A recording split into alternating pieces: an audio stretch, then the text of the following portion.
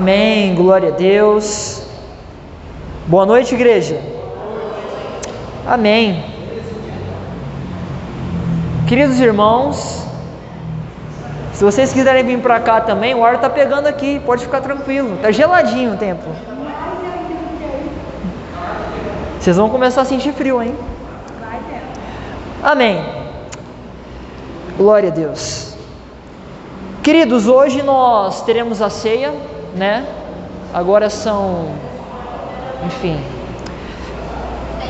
7h30 agora, e nós teremos a ceia logo mais. Eu prometo que eu vou devolver o microfone no máximo, estourando, no máximo 8:50. Eu não sei o que vai acontecer aqui nos próximos minutos, mas eu tenho certeza absoluta que Deus ele quer comunicar algo extremamente confrontador para conosco, uma realidade que nós vivenciamos e nós não percebemos, ela passa desapercebida.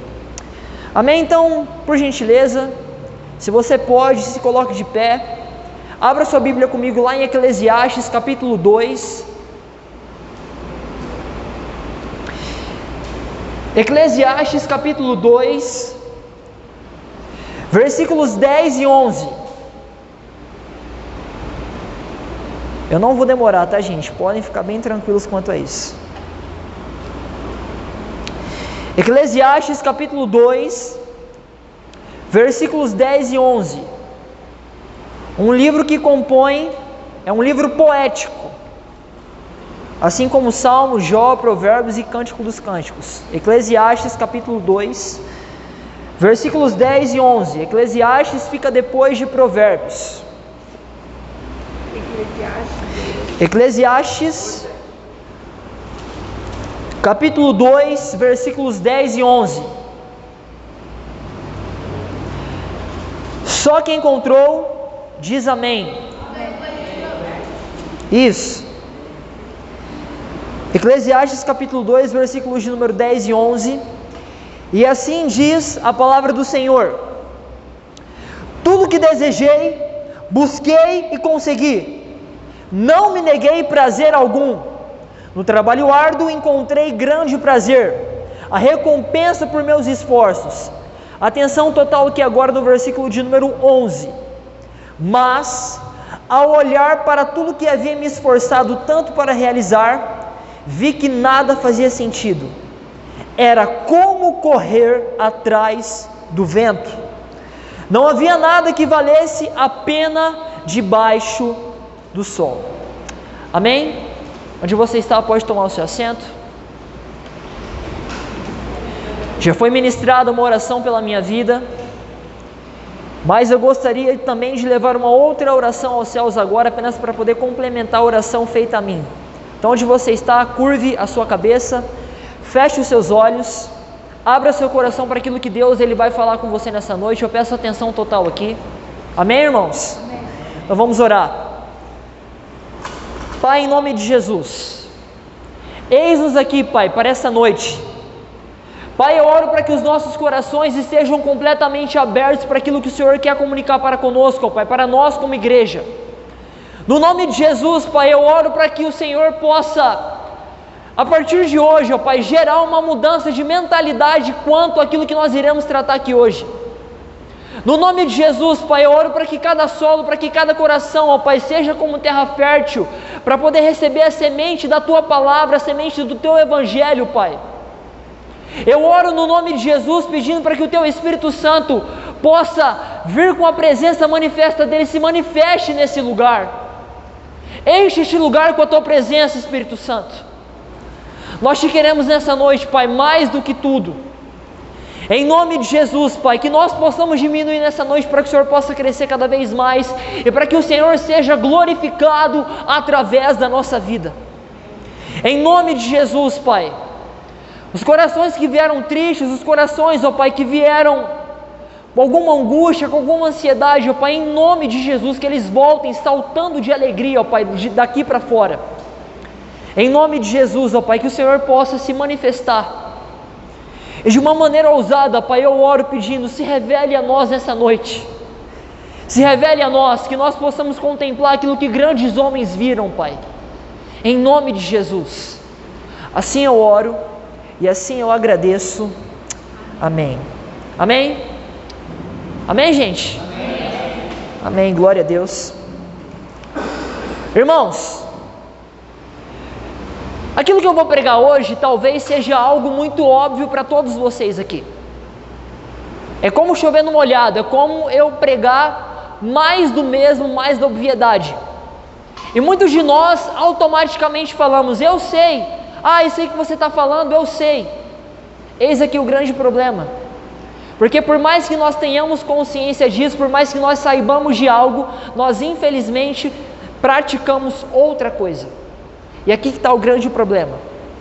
Para que nós possamos entender o texto que nós acabamos de ler, nós precisamos entender quem foi o escritor desse texto aqui. Para você que não sabe, quem escreveu o livro de Eclesiastes foi um cara chamado Salomão. Salomão, para você que não sabe, foi o terceiro rei da história de Israel. Salomão ele foi o sucessor de Davi no reino até então. Saul foi o primeiro rei de Israel, Davi foi o segundo rei de Israel, e Salomão automaticamente herdou o trono do seu pai. E Salomão governou Israel durante 40 anos. E além de Eclesiastes, o rei Salomão, ele escreveu o livro de Provérbios, escreveu o livro de Cântico dos Cânticos, ou em algumas traduções diferentes, Cantares de Salomão. E no início do seu reinado, Deus se apresenta para Salomão em sonho, falando o seguinte: Salomão, pede o que você quiser e eu te darei. E Salomão naquela ocasião, então, ele pediu sabedoria. Deus, me dê sabedoria, porque eu não sei como lidar com tamanha responsabilidade que o Senhor me confiou. Que era o quê? Que era governar uma nação. Então, quando Salomão lhe pede sabedoria, automaticamente Salomão está reconhecendo o quão falho, o quão miserável, o quão pequeno ele era perante a glória de Deus. E a Bíblia também vai mostrar para nós que Deus ele se agradou desse pedido de Salomão. Deus falou o seguinte: Salomão, você não me pediu longevidade, você não me pediu riqueza, mas você pediu sabedoria. Eu me agrado desse pedido que você fez a mim. Então eu te darei aquilo que você pediu a mim, mas eu não só te darei sabedoria, eu te darei riqueza e eu te darei um reino, de muita fama. Você será famoso por aonde você está, governando até então. Então, no que se refere à sabedoria, Salomão, ele foi o rei mais sábio da história de Israel, e um dos homens mais sábios que pisou nessa terra. Biblicamente falando, não existe ninguém, tirando o próprio Cristo e alguns homens que nós podemos, entre aspas aqui, comparar. Salomão, ele foi um dos homens mais sábios da história da humanidade. E a Bíblia também vai relatar para nós que reis de todas as nações, enviavam seus representantes, enviavam seus servos para que pudessem ouvir da sabedoria de Salomão, além de contemplar toda a riqueza que Salomão havia tido. A rainha de Sabá, que é citada lá em Mateus capítulo 12, versículo 42, é um exemplo muito claro disso. E tanto é que Cristo ele vai citar Salomão lá em Mateus capítulo 6, versículo 29, quando ele está falando a respeito de ansiedade. Cristo ele vai dizer para o povo: nem Salomão em toda a sua glória se vestiu como esses lírios do campo. Então, tendo tudo isso em vista, nós vemos que Salomão ele foi um homem extremamente rico. Salomão ele teve um reinado muito próspero, um reinado muito rico. E no seu governo, durante esses 40 anos, Salomão ele foi um rei, ele foi um presidente, entre aspas aqui, trazendo um pouco mais para o nosso contexto, um presidente muito sábio, um presidente perspicaz, um presidente esperto. Ele obteve muitos acordos internacionais, assegurando a paz para a nação de Israel.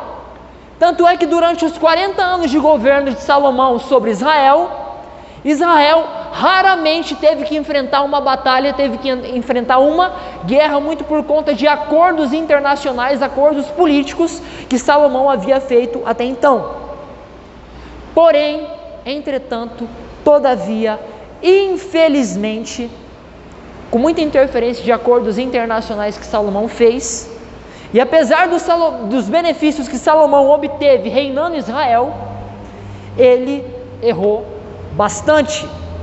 Enquanto Salomão, em determinado momento do seu reinado, se preocupava em edificar o templo, infelizmente ele começou a ter problemas com o próprio povo, com a própria população de Israel. Os problemas eles se tornaram insustentáveis, tanto é por tais razões. Razões como: a primeira coisa, os acordos que Salomão havia feito como rei de Israel estava trazendo automaticamente a vinda de deuses pagãos, a vinda de deuses falsos, e constituiu a idolatria em Israel. Por quê? Porque Salomão, pelo fato dele haver feito tantos acordos, automaticamente a cultura,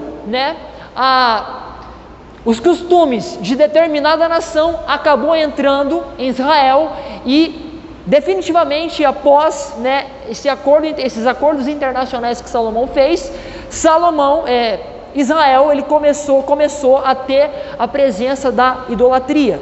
E infelizmente a idolatria é algo que Deus detesta e é algo que Deus abomina.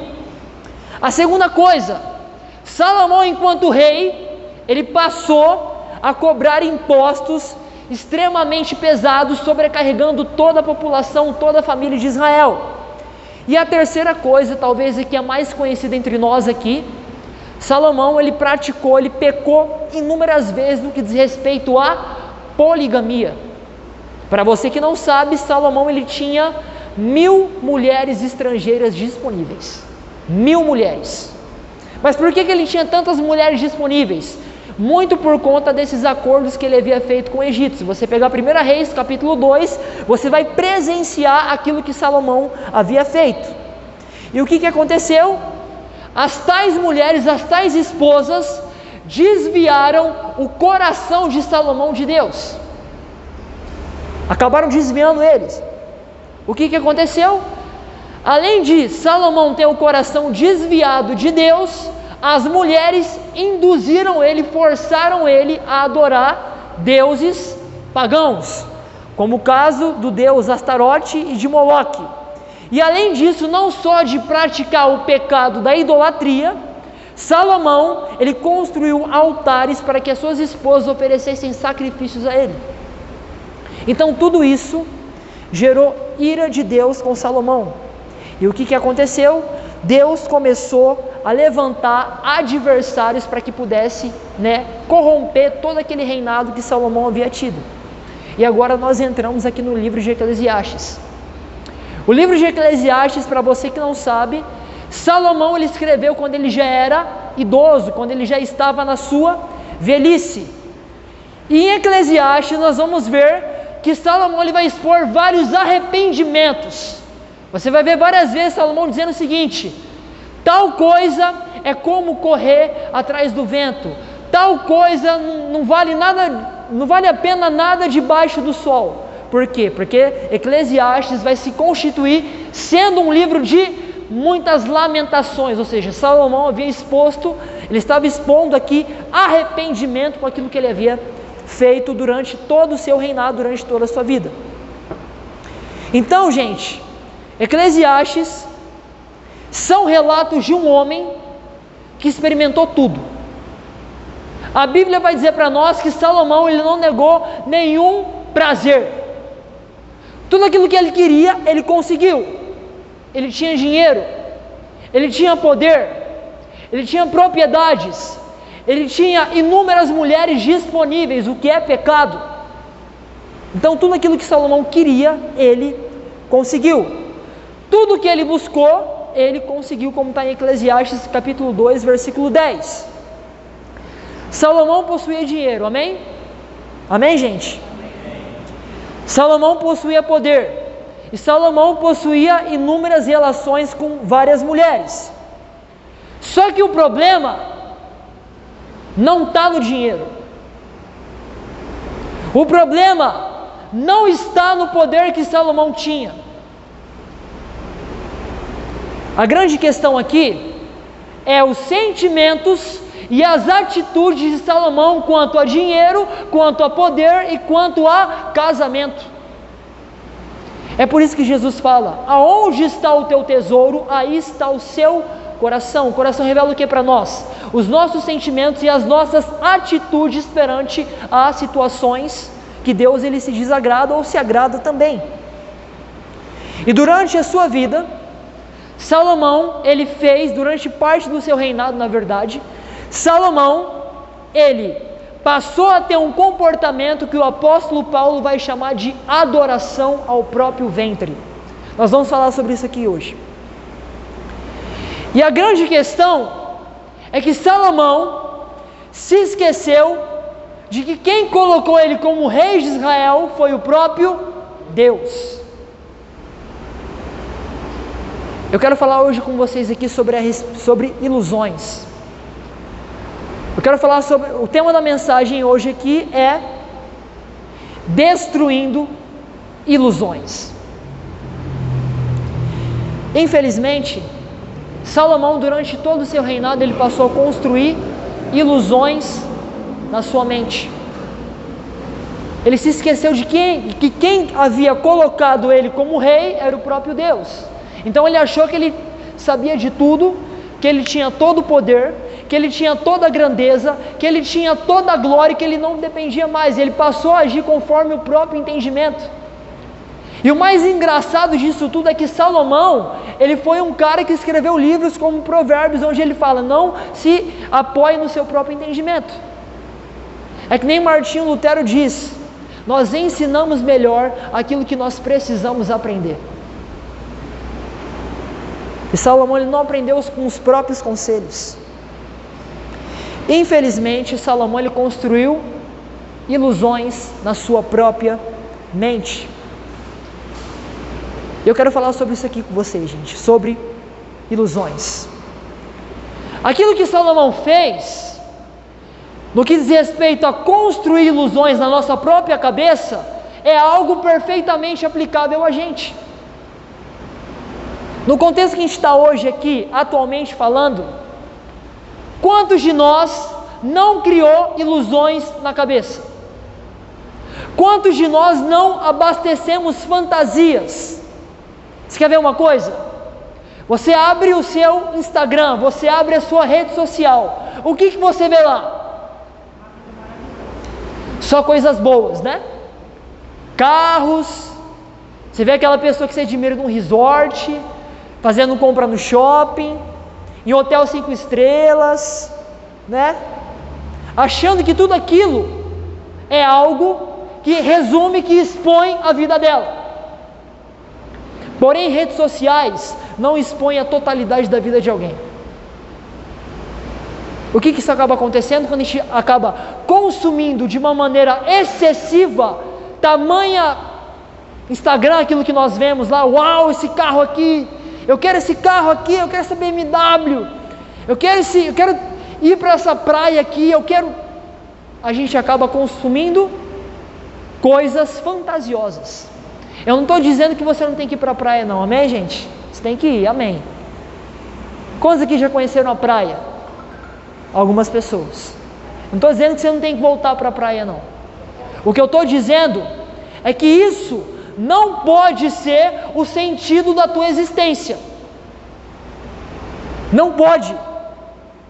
Porque quando nós vemos alguém numa praia, num resort, num hotel 5 estrelas, com o carro do ano, o que acontece?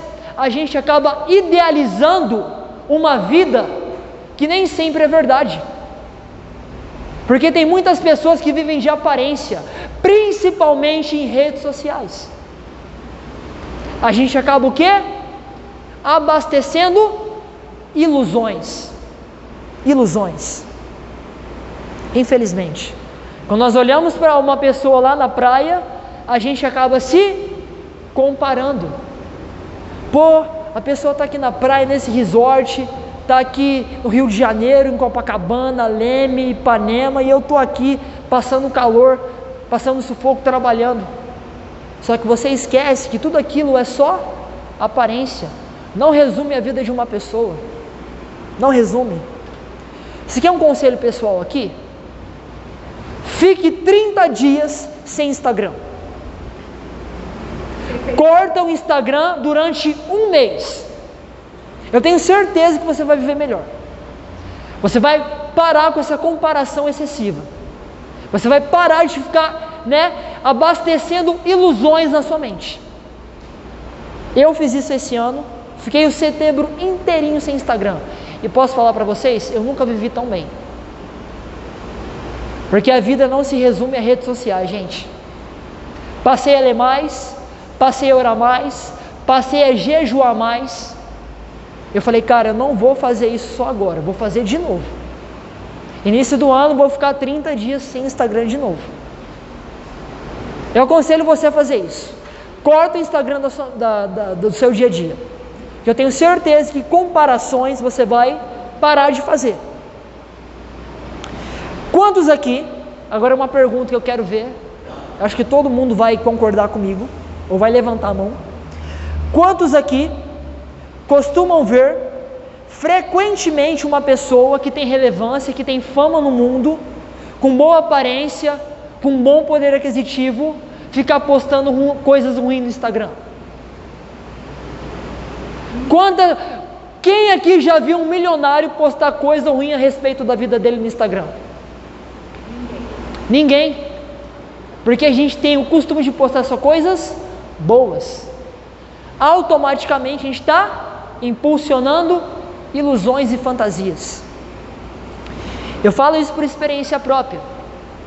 Eu estava um tempo atrás no shopping, eu encontrei uma conhecida minha, eu já não via ela tem 5 anos, e ela morou na Europa durante 5 anos, de 2019 a 2022, 2023, até a metade desse ano, na verdade.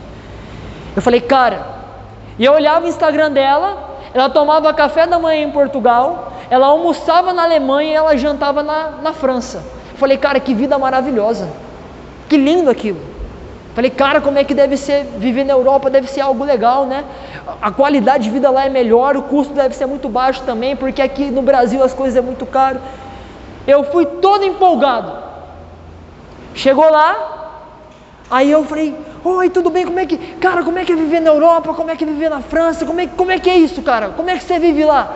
Ela falou bem assim para mim: um apartamento em Portugal, o aluguel de um apartamento em Portugal custa 3 mil euros. Pega a cotação do euro para o real, converte, 15 mil reais. E eu já fiquei triste, né? Eu falei, não, mano, não é possível. Eu falei, eu não vou para lugar nenhum, então. E ela começou a falar, só quem tem dinheiro na Europa vive bem.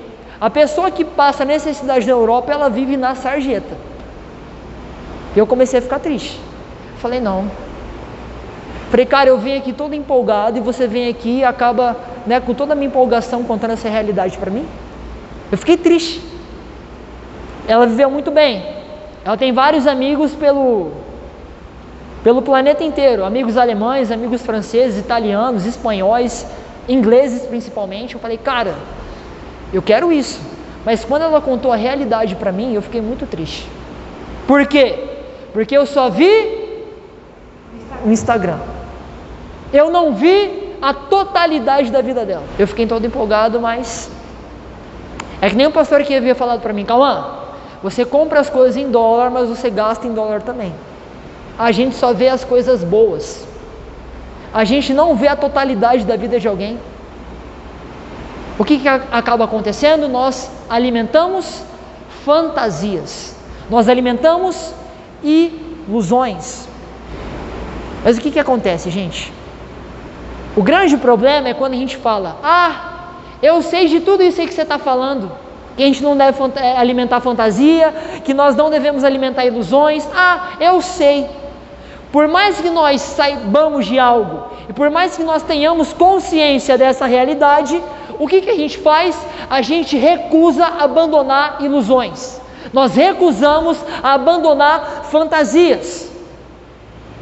Quem que quer abandonar algo assim, né? Quem que quer abandonar algo que faz tão bem para a nossa natureza humana pecaminosa? Ninguém. Infelizmente, nós recusamos a destruir ilusões que nós criamos na nossa mente. E hoje eu quero falar aqui com vocês 3 coisas, né, quando você recusa a destruir fantasia. O que isso acaba gerando na sua vida? Quantos estão aqui comigo hoje, gente? Amém?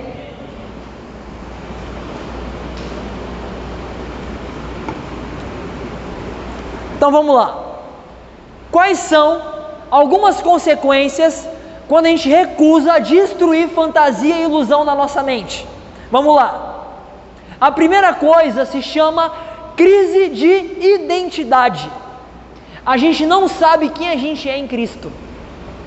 Porque infelizmente, a vida de Instagram, aquilo que eu costumo falar de vida instagramável, ela acaba estabelecendo padrões na nossa mente de pessoas que são, pessoas incríveis na sociedade. Um cara que é milionário, um cara que tem um shape bonito, um cara que é rico, um cara que é... Esse é alguém na sociedade. Agora um cara de classe média, agora um cara que não tem nada, um cara que não tem tanta riqueza quanto o outro, esse não é ninguém, esse não deu certo. E a gente acaba estabelecendo um padrão que Deus não nos fala na Bíblia. Porque Deus ele não está preocupado com classe social, gente. Amém? Nós vemos aqui homens. Deus fez homens ricos, Salomão é um deles, mas acabou errando durante toda a sua vida. Jó foi um outro homem rico, mas Paulo passou dificuldades, Pedro passou dificuldades, vários homens de Deus passaram dificuldades. E só prova para nós que Deus ele não está interessado em apenas prosperar a gente. E a gente acaba alimentando uma ilusão de que toda pessoa que é abençoada por Deus, ela é rica. E não é assim que funciona. E o que acaba acontecendo? A gente acaba abastecendo fantasias na nossa mente. E se a pessoa não atinge o padrão que o Instagram, que a sociedade fala que é bom, essa pessoa deu errado. E o que acontece? Autocondenação se torna realidade. Você fica se autocondenando. Pô, por que eu não sou igual àquela pessoa? Pô, por que eu não sou assim? Pô, por que eu não sou... Você fica se comparando. Por quê? Porque você contemplou tanto a vida instagramável que você esqueceu da realidade, que aquilo não é a totalidade da vida de alguém. Não é.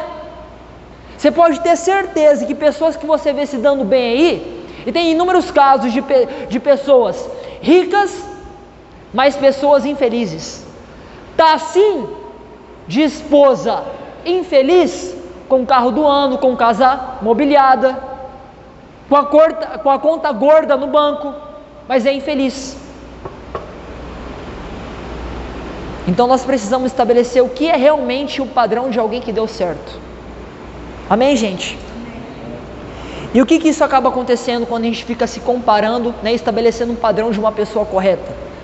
Isso acaba gerando frustrações em nome de algo, em nome de uma coisa, em nome de um sentimento de você não ter se realizado.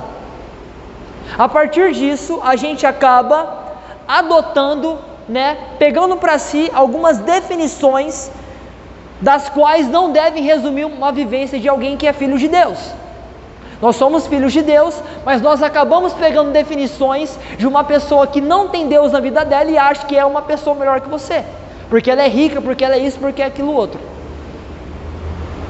Porém, o padrão do reino de Deus, de alguém que deu certo, é alguém que abre mão da própria vida para viver aquilo que Cristo quer.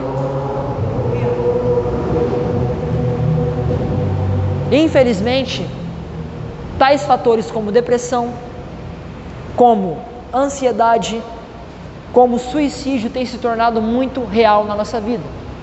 Se você pegar os dados sobre depressão, sobre suicídio, sobre ansiedade no Brasil, você vai ver que a cada 45 minutos no Brasil, uma pessoa morre por suicídio. Uma pessoa é vítima de suicídio, uma pessoa se mata. Segundo dados da Organização Mundial da Saúde, o Brasil possui a população mais ansiosa do mundo. E segundo também a organização, a OMS, a Organização Mundial da Saúde, o Brasil é o país mais depressivo, possui a população mais depressiva da América Latina. A gente precisa deixar bem claro uma coisa aqui, que depressão e que ansiedade não é falta de Deus. Amém, gente? Vocês entenderam isso aqui? Mas o que eu quero dizer é o seguinte: qual pode ser, talvez, uma das razões que possibilitou depressão, ansiedade e suicídio? A gente ficar se preocupando demais em cumprir estabelecimentos, ditados por Instagram e pela sociedade, ou seja, abastecendo ilusões na nossa mente, ilusões irreais.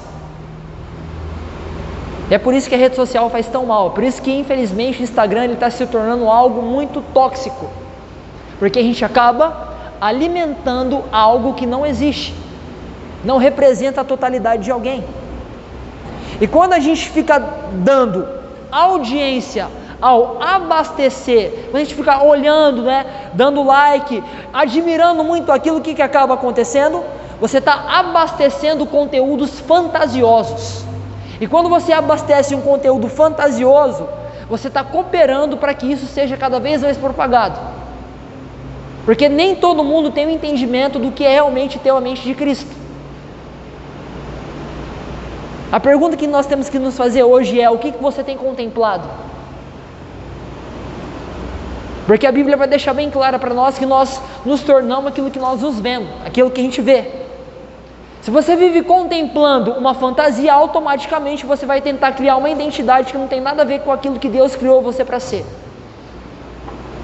É algo natural, infelizmente. Então o que se caracteriza a crise de ansiedade? A crise de ansiedade, a crise de identidade se caracteriza em buscarmos algo que que a gente não foi feito para poder ser. Então o que você tenta fazer? Caramba, eu preciso ser igual aquela pessoa lá. Se aquela pessoa fez todo esse passo aqui, eu tenho que fazer igual para poder chegar no nível dela. Só que você está vendo uma parte da vida dela, você não está vendo ao todo. Quem já ouviu aquele ditado? A grama do vizinho é mais verde. Você não viu ele plantando a grama ali? Você vê o jardim do vizinho é todo florido, com coqueiro, com pé de manga, com pé de acerola, mas você não viu o quanto que ele cuidou para que ele pudesse conseguir aquele resultado, para que ele pudesse conseguir aqueles frutos. Isso acaba ocasionando o quê? Crise de identidade. Você tenta ser igual a alguém, mas nem sempre você vai ser igual a alguém. Todos nós aqui temos peculiaridades. Eu não sou igual ao Enzo, eu não sou igual ao Christian não é igual a mim, eu não sou igual ao Guzmão não é igual a mim. Todos nós aqui temos peculiaridades. Só que Deus é tão maravilhoso que Ele nos criou para que a glória dEle seja manifesta através das nossas diferenças. Amém, irmãos? Glória a Deus. Infelizmente, ao ficar alimentando um conteúdo fantasioso, a gente tenta fazer o quê? Dar justificação, a gente tenta dar sentido à nossa existência através disso.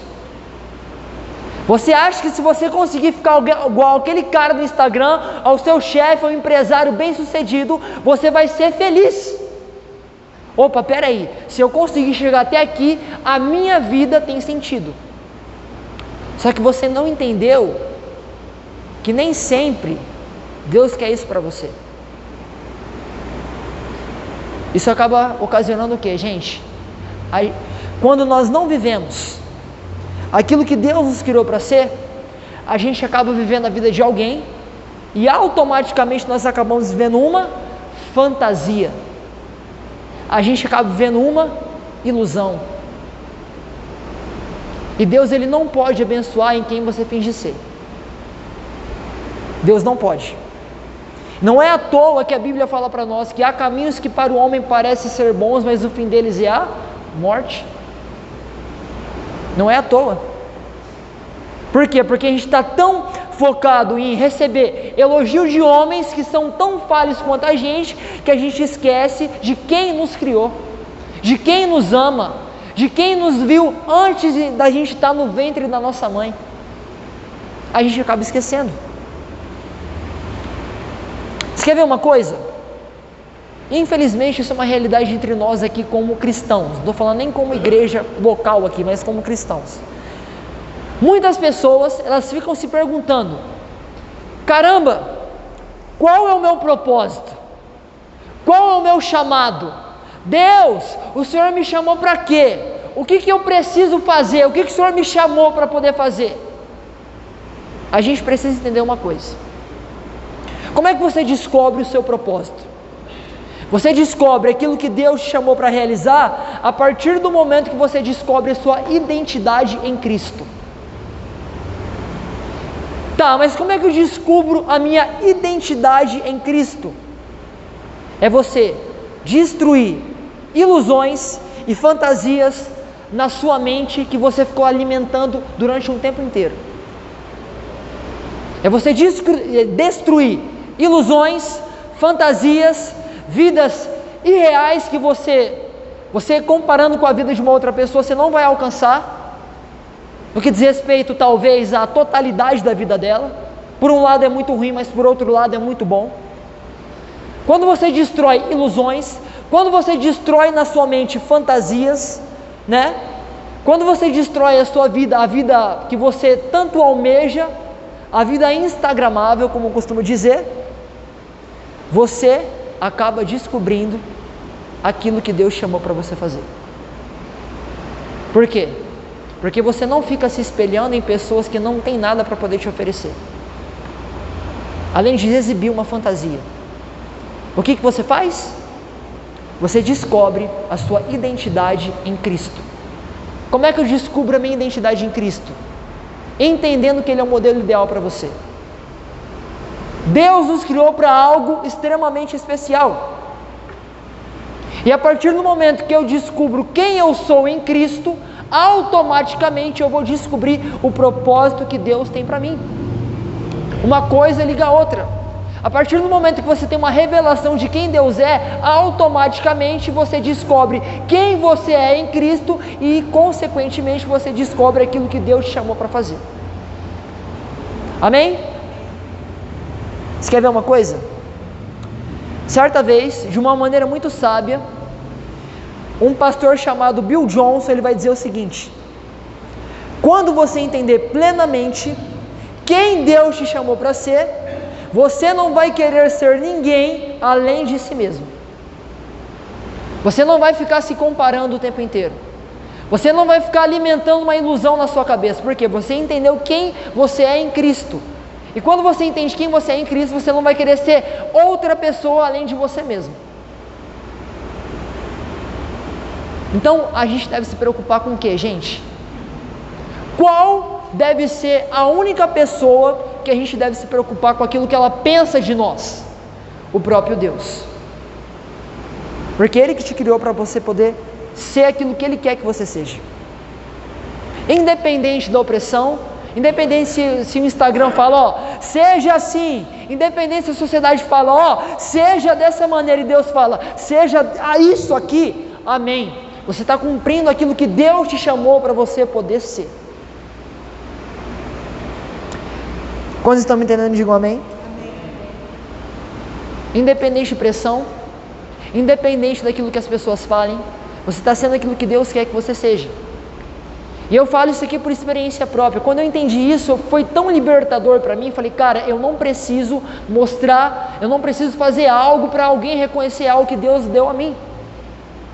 Porque aquilo que é nosso, gente, acontece naturalmente. Eu não preciso correr a corrida do outro. Eu não preciso imitar outra pessoa a não ser o próprio Cristo. Quando eu entendi isso, cara, foi tão libertador para mim que eu falei, eu tenho que ser aquilo que Deus quer que eu seja. Automaticamente isso aconteceu.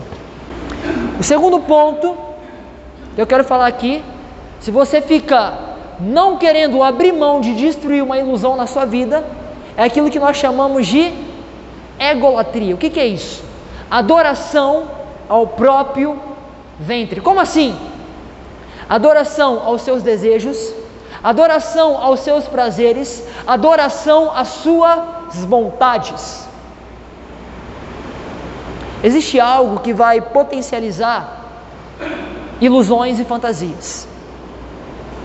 E esse algo se chama ego, orgulho. Seu ego é tão inflado que se vier uma agulha, ó, todo o seu ego é estourado como se fosse um balão. O cara pega a agulha, um alfinete, pum, seu ego é tão inflado que acaba. E, infelizmente, aquilo que potencializa ilusões na nossa vida se chama ego. Você quer ver uma coisa? Um homem chamado, o saudoso Timothy Keller, ele vai dizer para nós, ele vai nos expor como é que o ego do homem se configura. Olha só o que ele vai dizer para a gente. O ego humano natural fundamenta-se em algo além de Deus. O ego busca algo que lhe dê senso de valor, de singularidade e de propósito, e nisso ele se apoia. Ou seja, o homem ele fica se apoiando tanto no próprio ego para poder encontrar o sentido da existência. Se tentarmos colocar qualquer coisa no lugar reservado a Deus, vai sobrar muito espaço. Então tudo aquilo que nós colocarmos no lugar de Deus vai ficar chacoalhando lá dentro. Como assim? Você pega uma lata de leite ninho, por exemplo, e pega uma pedra, coloca uma pedra dentro daquela lata e começa a balançar a lata. O que vai fazer? Barulho. Que barulho? Vai ficar chacoalhando. Basicamente esse é o nosso ego. É algo tão irrelevante, é correr atrás do vento. Porque para pensar aqui, Deus criou o ser humano para poder ser adorador em excelência, ou seja, na essência do homem existe a necessidade dele adorar alguma coisa. E apesar do pecado ter danificado a imagem de Deus em nós, o que acontece? A gente vê claramente a necessidade do homem adorar alguma coisa. Então você começa a adorar a sua conta bancária, você começa a idolatrar o seu carro, você começa a idolatrar talvez uma vida que você almeja ter, só que é algo muito distante, e você começa a idolatrar ilusões e fantasias. Esse é o problema. E se o homem que não conhece a Cristo não adora a Deus, ele adora a si mesmo. Ele passa a cultuar o próprio ego. Isso se caracteriza como idolatria. O que significa idolatria? É você cultuar a si mesmo. Amém, gente? Está todo mundo entendendo aqui? Glória a Deus. E o que acontece? Por conta do seu ego, o homem ele passa a adorar o próprio ventre, os próprios prazeres, a própria vontade. Então aqui, traduzindo, o homem ele vai se tornar escravo dos seus prazeres, das suas próprias vontades e dos seus desejos. E um homem que faz isso, ele acha que ele é livre, que ele tem toda a liberdade. Só que liberdade, gente, é restrição correta. Porque a partir do momento que você pode fazer o que você quiser, você é escravo dos seus desejos, das suas vontades. E um homem que adora a si mesmo, adora o seu próprio ego, adora as suas vontades, ele é cego. Ele é cego. O texto que nós lemos aqui em Eclesiastes vai expor um homem que conheceu tudo. Ele teve todo o prazer do mundo, ele teve tudo aquilo que ele queria ter, e ele conseguiu. Riqueza, poder, propriedades, mulheres, ele teve tudo. Mas no final da vida dele, o que ele fala? Tudo isso é correr como atrás do vento. Ele teve que chegar na velhice para ele poder aprender. Isso tudo é correr atrás do vento. Por quê? Quando a gente se preocupa em servir apenas os nossos prazeres, os nossos desejos, nós nos tornamos cegos. O que a Bíblia fala para nós? O que Jesus fala para nós? Se alguém quer vir após a mim, tome a sua cruz a cada dia e siga-me. Negue-se a si mesmo. E quando você passa a alimentar o seu próprio desejo contrário à vontade de Deus, o que acaba acontecendo? Você acaba alimentando o seu próprio ego, e você acaba cometendo idolatria. E infelizmente, tal postura, tal comportamento tem sido a realidade daqueles que apenas sabem, eu sei o que você está falando, mas tal comportamento na prática é totalmente diferente. A gente acha, eu sei que eu não posso alimentar ilusão, eu sei que eu não posso alimentar fantasia, eu sei disso tudo, eu sei o que você está falando, mas a tua vida na prática é totalmente diferente. Totalmente diferente, por quê? Você está alimentando mais os seus desejos e as suas vontades do que realmente adorar aquele que você deve adorar. Você quer ver uma coisa? O que vai comprovar isso para nós? Infelizmente, nós estamos condicionando e estabelecendo um nível de servidão a Deus. Você quer ver uma coisa? Quando uma pessoa chega numa igreja, a primeira coisa que uma pessoa chega na igreja e fala bem assim: ó, pastor, eu quero servir, mas o que eu tenho que fazer? O pastor, ele tem muita experiência, vários pastores falam isso, o que ele vai falar? Filho, tem chão para limpar, tem cadeira para empilhar, tem lixo para jogar fora, tem gente para você recepcionar. Mas nós pensamos que servir a Deus é simplesmente pegar o microfone e tocar aqui em cima. Então nós estamos estabelecendo um nível de servidão a Deus. Porém, ao mesmo tempo que nós servimos a Deus de uma maneira que nos agrada, automaticamente a gente formata o quê? Ilusões na nossa mente sobre o Evangelho. Nós tratamos frases como negue-se a si mesmo e siga-me como poesia. Nós tratamos a morte de Cristo como se fosse algo clichê. E eu pergunto para vocês: será que Cristo morreu e tomou a nossa culpa por tamanha inutilidade? A gente achar que tudo aquilo que Jesus fala a respeito de perseguição, aquilo que Paulo passou, é algo poético? Não! Foi a realidade daqueles homens. Morreram para que nós pudéssemos ter acesso a isso aqui, cara. E a gente trata como poesia. O que a gente fala? Eu já não vivo mais, mas Cristo vive em mim. Eu tudo posso naquele que me fortalece. Porque quando eu estou fraco, é aí que eu sou forte. Sem entender o que realmente os textos querem dizer. Trata como uma poesia, fica recitando, mas fica estabelecendo condições de servir a Deus. Isso não tem coerência alguma. Não tem. E infelizmente, isso também, a gente adentra, nós como cristãos aqui, nós adentramos as nossas igrejas como entretenimento. A gente tem buscado entretenimento na igreja. A gente tem buscado conforto. A gente fica, opa, peraí, eu acho que hoje o culto não foi muito bom não, o pastor falou algo lá que não gostei muito não. Você quer ver um exemplo? A pessoa, ela entra na igreja, ela está visitando uma igreja, ela é uma pessoa consumista, ela só quer entretenimento e consumir coisas da igreja. O que ela faz? O louvor está bom, tem conforto, tem palavra, eu vou ficar. Não tem o mínimo de vergonha na cara. Pessoas consumistas. Infelizmente, pessoas assim veem a mensagem da cruz como entretenimento. Você quer ver um exemplo? Pessoas que pensam assim, elas jamais viriam numa igreja como essa. Jamais. Nós tivemos exemplos assim, né? Eu não preciso ir muito longe. Não preciso ir muito longe. E tal comportamento alimenta o quê? O próprio ventre, as próprias vontades. Porque é muito fácil você pregar: Deus faz, Deus é bom, Deus faz milagre, receba o teu milagre agora.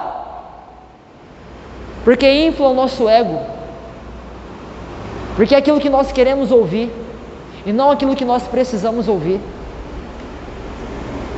Infelizmente, a adoração às nossas próprias vontades, ela alimenta ilusões irreais.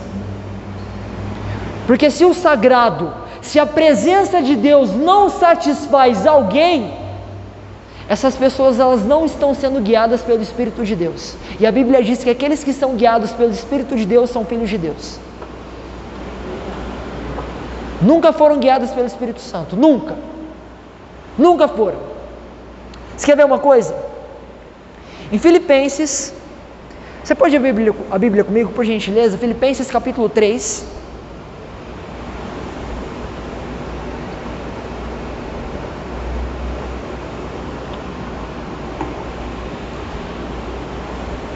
Filipenses capítulo 3, do 7 ao 9.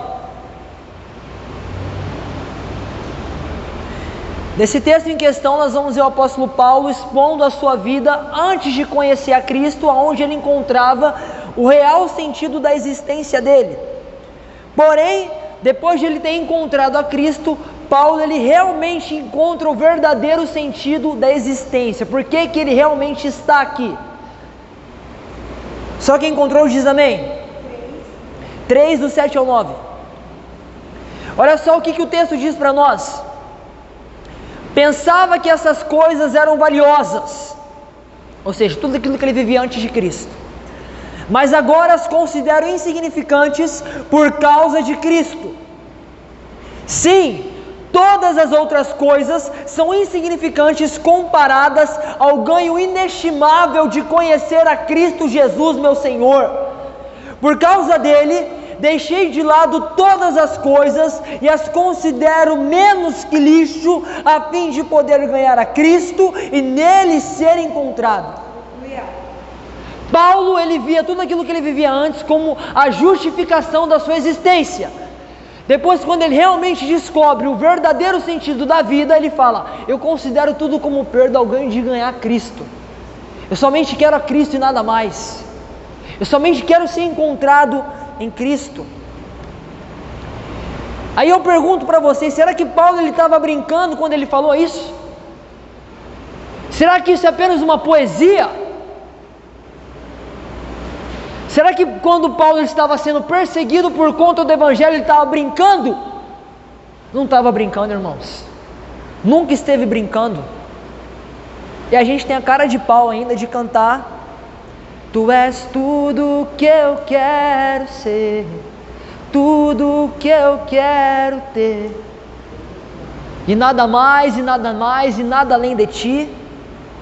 Tem uma outra música muito conhecida também que eu gosto bastante: e podem me tirar o ouro, a prata, minha casa, minha família e meus amigos, só não me tirem meu Senhor. A gente canta isso.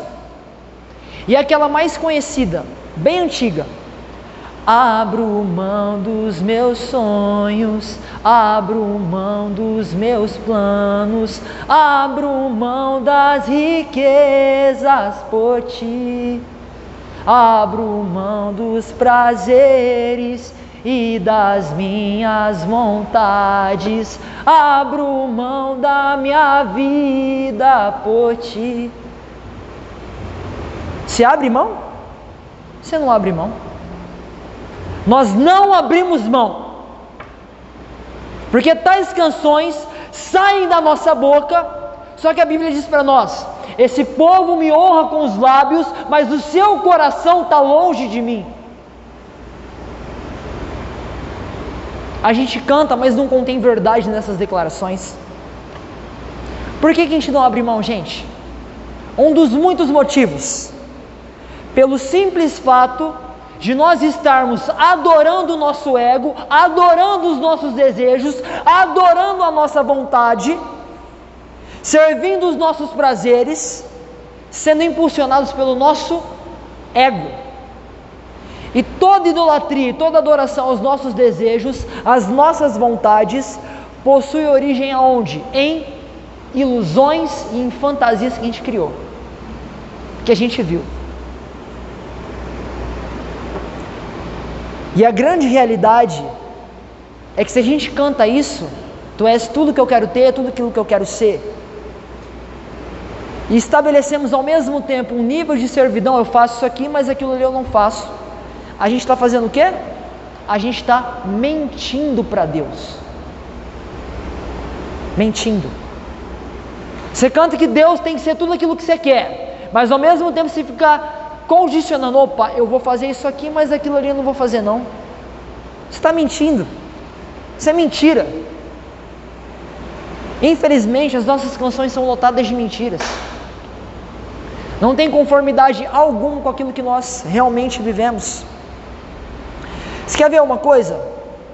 Sabe aquilo que denuncia alguém que serve o próprio ventre, adora as próprias vontades? As condições que alguém estabelece para poder servir a Deus. Deus nos ama incondicionalmente, sem condições.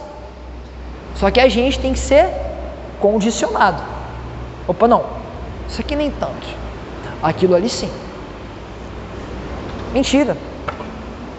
Como é que você abre mão dos seus sonhos sendo que você está fazendo isso? Isso automaticamente se constitui um cristão morno. E o que é um cristão morno?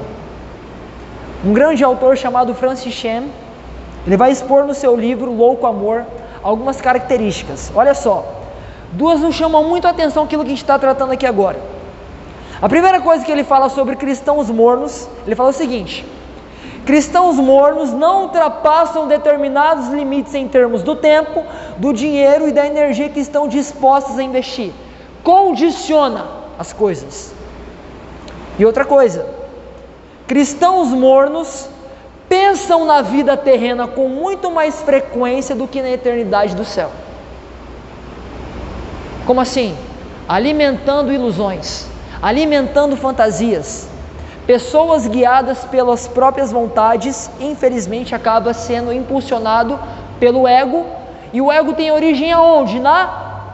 Em ilusões, em uma fantasia, em ser quem você não deve ser. Mas infelizmente, a realidade que nós vivemos, meus irmãos, não corresponde aos nossos profundos anseios. Aquele que pode preencher o nosso anseio é o próprio Deus, somente Ele, mais ninguém. Quando nós entendermos isso aqui, nós seremos plenos em Cristo, nós encontraremos a nossa identidade nele e nós seremos completos apenas nele. Ele vai ser suficiente para nós. Aí você pode cantar: tu és tudo que eu quero ser, tudo que eu quero ter, abro mão disso, abro mão daquilo. Você pode cantar. Por quê? Porque você entendeu que Cristo é o suficiente. Mas enquanto você ficar alimentando ilusões na sua cabeça, isso não é uma realidade. Infelizmente. Amém? Terceiro e último ponto aqui. A terceira coisa que nós recusamos, não vou destruir ilusão não, é aquilo que nós chamamos de a aparente inexistência da nossa pequenez. O que acontece? Quando você fica tão iludido, você não enxerga o quão miserável você é. Quando você fica tão iludido, tão fantasioso, você não enxerga o quanto que você é miserável, o quanto que você carece da graça de Deus. Porque a ilusão, ela infelizmente, ela tem o poder de esconder fragilidade. É aquilo que nós vemos no Instagram. Eu perguntei aqui para vocês, quem que posta coisa ruim? Ninguém posta. Ninguém quer expor fraqueza. Ninguém. A gente observa a vida instagramável e você vê que ninguém posta coisa ruim. Só posta coisa ruim, em relação à vida alheia. Isso aqui vai viralizar, vai gerar hype, então eu vou postar para poder ter like. Não tem o mínimo de vergonha na cara. Querer ganhar em cima de uma vida alheia, em cima do sofrimento alheio. Só que o próprio sofrimento ninguém posta. Ninguém quer postar. Salomão, voltando aqui, Salomão, ele foi um homem que foi guiado por fantasias, que foi guiado infelizmente por ilusões, muito por conta do ambiente que ele estava inserido. Eu tenho dinheiro, eu tenho mulheres, eu tenho poder, eu tenho propriedades, eu tenho tudo o que eu quero. Porém, era algo como correr atrás do vento. Era algo efêmero, passageiro, que não tem substância alguma. E infelizmente Salomão, ele acabou esquecendo de quem colocou ele como rei. Por quê? Ficou tão iludido com aquilo que estava em volta que esqueceu quem foi, o cara que colocou ele ali como rei de Israel.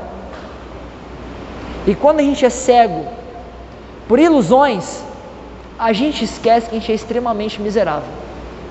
Quando nós somos cegos por ilusões, por fantasias, você esquece que você é miserável e você esquece que você nasceu condenado ao inferno. Porém, entretanto, todavia, Cristo veio através do seu sacrifício, nós temos acesso ao Pai. Isso nos libertou da condenação do inferno. Mas quando você fica alimentando tanta ilusão, você acaba esquecendo disso. Você quer ver uma coisa? Olha só o que a Bíblia vai dizer para nós a respeito do quão pequeno, do quão miserável o ser humano é. Olha como é que a Bíblia fala a respeito da vida do ser humano. Deste aos meus dias o comprimento de um palmo, a duração da minha vida é nada diante de ti. De fato, o homem não passa de um sopro. Outro versículo: o homem é como um sopro, a vida é como um sopro, seus dias são como uma sombra passageira. Isaías 2:22 vai dizer o que para nós? Parem de confiar no homem, cuja vida não passa de um sopro em suas narinas. Que valor ele tem? A nossa vida é um sopro.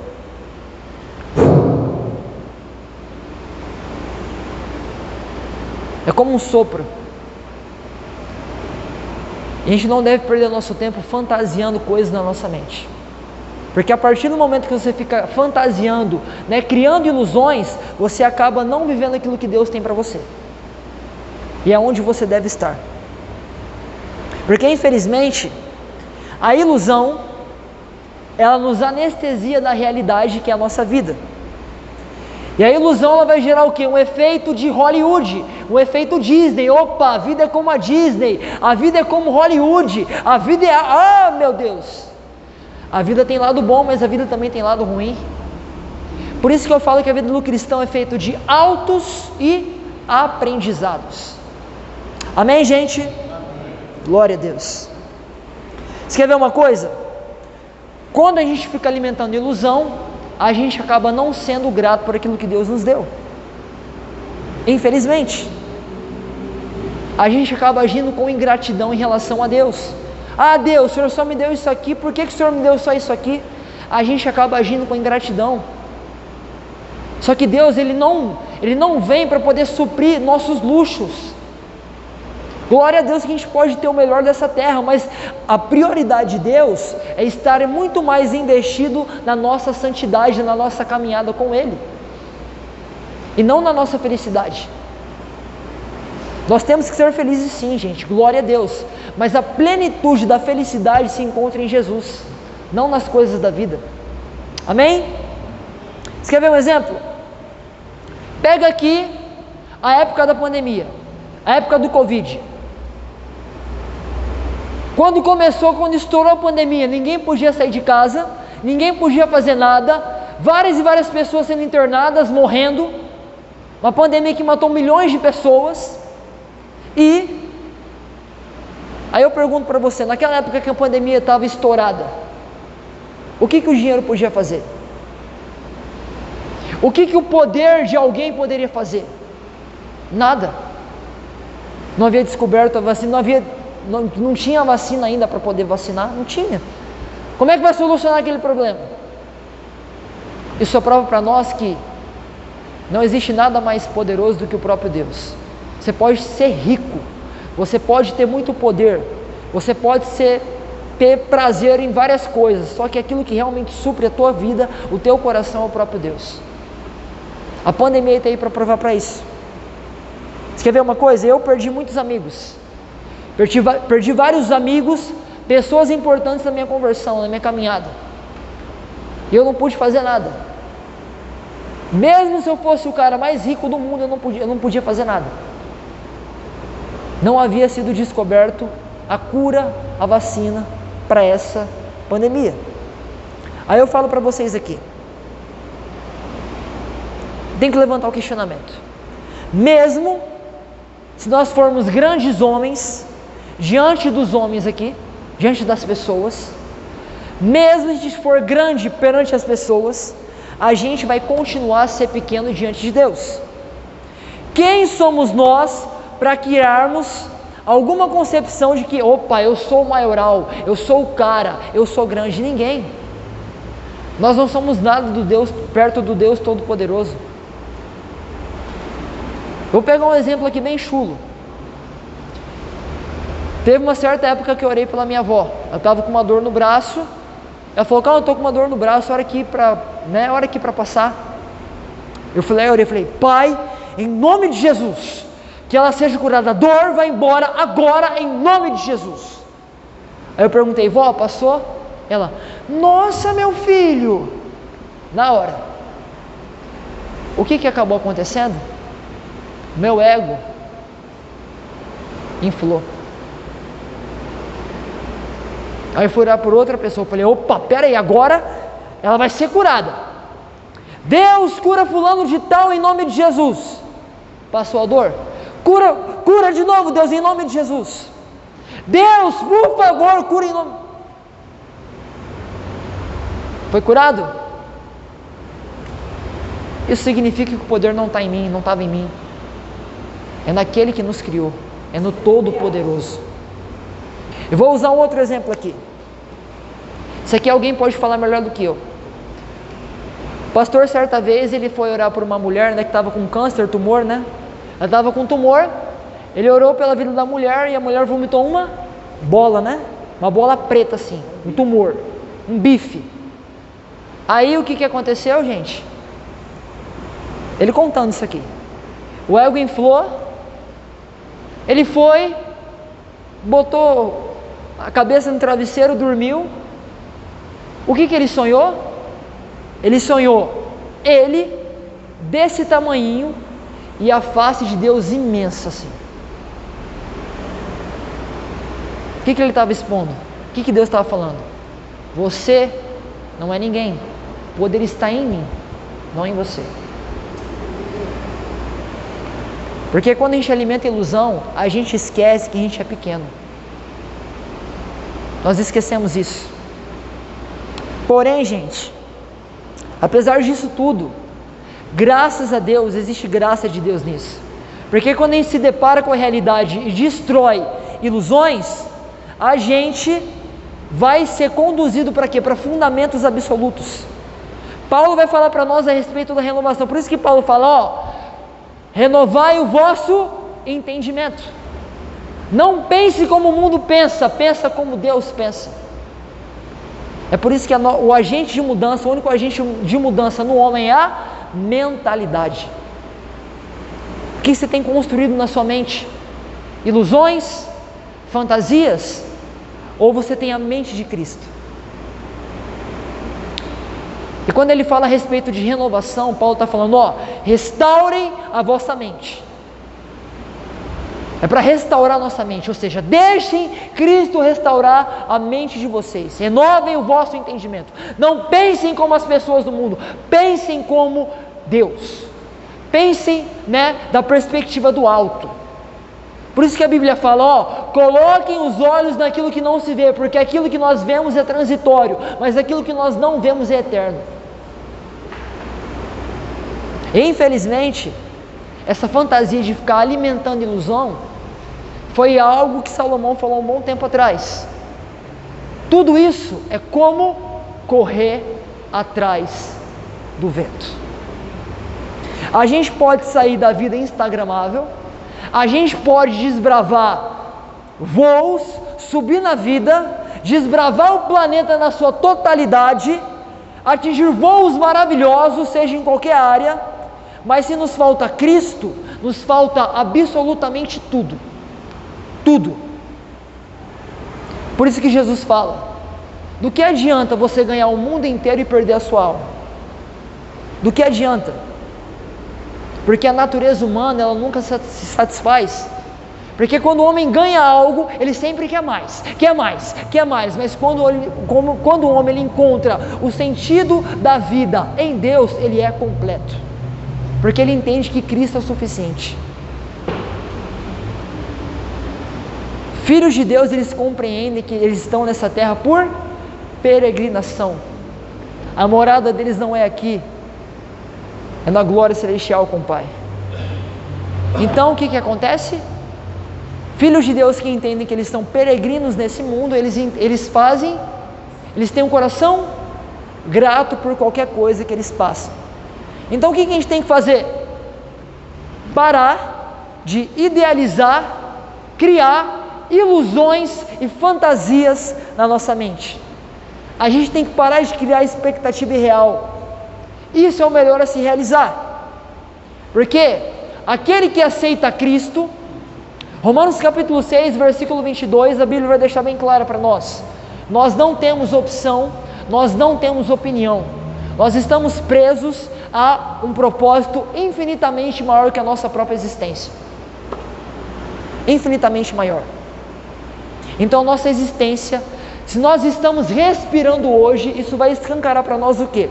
A soberania e a misericórdia de Deus.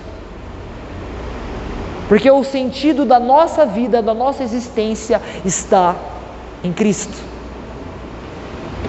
E eu quero ler uma pergunta aqui, para poder encerrar. Eu quero que você pense aí. Olha só essa pergunta que um autor chamado John Piper ele vai dizer no seu livro Deus é o Evangelho. Essa pergunta que ele faz aqui vai detectar onde está o nosso coração e se a gente realmente fica alimentando ilusões e fantasias. Olha só, pense aqui, reflita bastante nessa pergunta. Você pode não ter entendido nada na pregação inteira, mas reflita nessa pergunta aqui. Se você pudesse ter o paraíso sem doenças e com todos os amigos que já teve na terra, e todas as comidas das quais gosta, e todas as atividades de lazer que aprecia, e todas as belezas naturais que contemplou, e nenhum conflito humano ou desastre natural, e muito dinheiro, acrescentando aqui agora, você se satisfaria com tudo isso, caso Cristo não estivesse nesse paraíso? A partir dessa pergunta, você descobre se você está realmente alimentando ou destruindo ilusões. Amém? Se coloque de pé onde você está.